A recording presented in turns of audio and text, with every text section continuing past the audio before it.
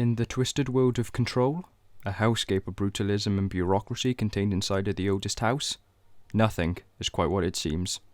Everything inside of this never-ending office space wants to kill you, the director of the Federal Bureau of Control, from standard household appliances to godlike beings far beyond mortal comprehension. And that's why you need a weapon that's reliable, a weapon that's trustworthy, a weapon that will never jam or break. And while by the end of the game, that weapon is undeniably your own body, you'll be spending a fair chunk of your playtime relying on a more traditional form of firepower.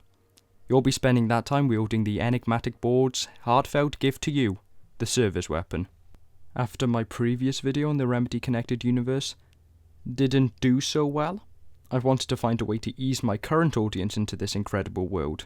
So, for the foreseeable future, alongside my more standard content, I'm going to be running a second series going over some of the individual items and characters from Remedy's library, in an attempt to lure my audience into trying these incredible games. For my first video, I've decided to dissect one of the simpler parts of Control, which is more difficult than it sounds when everything in this game requires a degree in psychology and an entire archive of fake government paperwork to understand.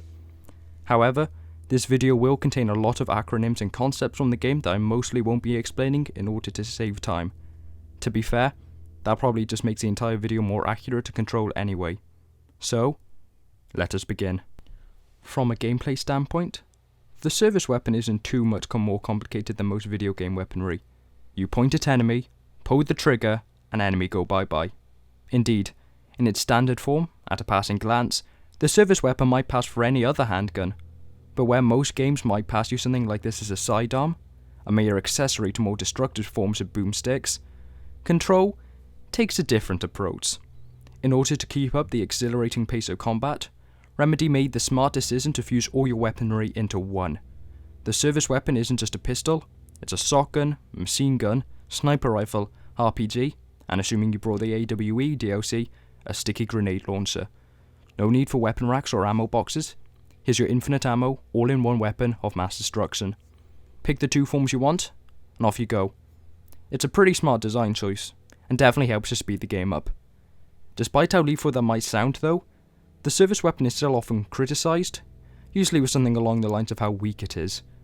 When you have to make the decision to pepper your enemies with bullets that seem to deal less damage than their pea-shooter, especially when enemies start shielding themselves, or throw a forklift and woe-hate KO them, it's not a particularly difficult choice.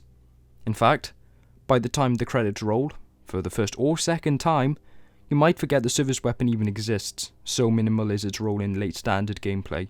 Which is a bit of a disservice to the service weapon, because it downplays just how important and powerful it is. In a strange, roundabout sort of way, the service weapon is at least partially responsible for how practically every major plotline throughout Control plays out. When first discovered, it is the catalyst for Northmore's God complex, which causes him to make the decision to base the FBC in the oldest house, as well as start seeking out altered items and objects apparent at a voracious rate. It is a big part of why Trent decides to start the Prime Candidate program, which leads to Dylan being separated from Jesse and become the murderous psychopath he is today. And that event is what, in turn, causes Jesse to come to the oldest house in search of her brother, and due to the service weapon being conveniently laid out for her to collect, her ascension to directorship. All of this is due to the service weapon relationship to the board, the collection of godlike entities that really control the FBC. You see, becoming the director of the FBC isn't as simple as in most office jobs, where you simply need to be in the right position and know the right people. Becoming the director is a do-or-die game of Russian roulette. Win, and control of pretty much every aspect of the FBC's day-to-day working is yours. Lose, and you better hope the FBC's employees' care packages includes funeral insurance. The service weapon isn't given to you out of the kindnesses of the board's heart. It is the reward for proving that you're a useful tool for them. If you aren't worthy, then the board doesn't need to think about you anymore. But if you can wield the firearm, you've proven that you have the supernatural proficiency required to do the board's various machinations. And in the scenario that you start deviating from what the board desires, it seems like the service weapon is their way of getting rid of you. There are a lot of conflicting opinions on just what causes Trent's suicide at the beginning of the game. It could be a moment of clarity where he realises just how awful the scenario he has plunged the FBC into is, and decides that he doesn't want to bear the guilt. It could be that the Hiss don't need him now that they've been unleashed into the nexus of all realities, and off him so they don't have to deal with an extra power utilitarian running amok. But I personally think that his suicide is because the board has decided that Trent has caused too much trouble, and with the perfect replacement having just walked through their front door, they decide that it is time to cut their losses and move on. The service weapon also gives the board control over the FBC in a key way. Because the FBC believes that the board is benevolent and omniscient, they don't bother with looking for an intermediate replacement to a director. After all, what's the point of going through the process of assigning acting directors when the perfect test to see who can lead us? In many ways, the service weapon is Excalibur on steroids, remember this link. Whoever can wield it is worthy of leadership, and in the case of the service weapon, anyone who can't shouldn't have ever bothered. And by crippling the independence of the FBC, the board manages to maintain secrecy about their true intentions.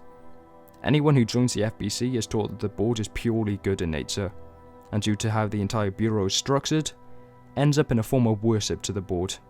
I recommend watching Gaming University's video about the board's deception to understand how worship works in the Remedy connected universe. They aren't ever going to question their intentions, or why the board chooses seemingly arbitrary people to become director. The board physically can't make a poor decision, and for all intents and purposes, it looks like this cycle would have continued uninterrupted if it wasn't for Marshall kicking off the events of the Foundation DLC, which forced the board to open at the Foundation so that Jesse could fix the nail. While Jesse was running around, discussing paninis with the former, the board was utterly failing to convince her they were the good guys, and only really managed to give a tangible reason as to why it's weird that an entire government bureau followed an inverted black pyramid just because a guy with a gun said they were cool. After that fairly lengthy detour about how the board is pretty much the ultimate in absent superiors in the workplace, literally only talking to one person in the agency through a phone or gun that kills literally anyone else that uses them, why don't we discuss some more light-hearted trivia about the service weapon? For example, while Jesse's version of the service weapon defaults to the grip position, which takes the form of a pistol, Trent's appears to default to a more snub-nosed revolver-type configuration, and guns appear to be only the beginning when it comes to the service weapon's shape-shifting capabilities. In the documentation describing the service weapon, FBC researchers hypothesized that the handgun has also taken the form of several famous mythological weapons, such as Mjolnir, Thor's hammer, and Excalibur, King Arthur's sword. The hypothesis isn't as far-fetched as it might sound either, considering the infinitely tessellating, brutalist skyscraper it was found in has also been hypothesized to have previously taken the form of a tree. Considering the Old House's uncanny ability to create portals to other dimensions, it isn't a stretch to assume that it is supposed to be Yggdrasil, the world tree. In any case, all of this means so far is that I hope Jesse gets a hammer weapon forming Control 2. I think that would be fun. To end off the video, I want to quickly mention the possibility of a plot hole regarding the service weapon. When you first pick up the service weapon and complete the Astral Plane challenge to claim ownership, you are given some documentation claiming that the service weapon was found inside the room now used as the director's office, in the executive sector. However, because that would be too simple for Control, in the Foundation DLC, you find out that the service weapon was actually found by Northmore inside of the Foundation, lying on a stone pillar in front of the nail. Personally, I always thought of this as being more of a purposeful plot hole, because considering just how redacted most of the information pertaining to the Foundation is, it would likely bring up a lot of questions if the service weapon was supposedly found in a sector no one has ever heard of. But what do you think? Is this a purposeful piece of misdirection, or simply a rare plot hole? Whatever you think, that's about all there is to the service weapon. For Control terms, that's a fairly short description, especially for something as important to the plot as the main weapon. I hope you enjoyed the video, and remember to take control. God, that was cheesy, I'm not saying that again.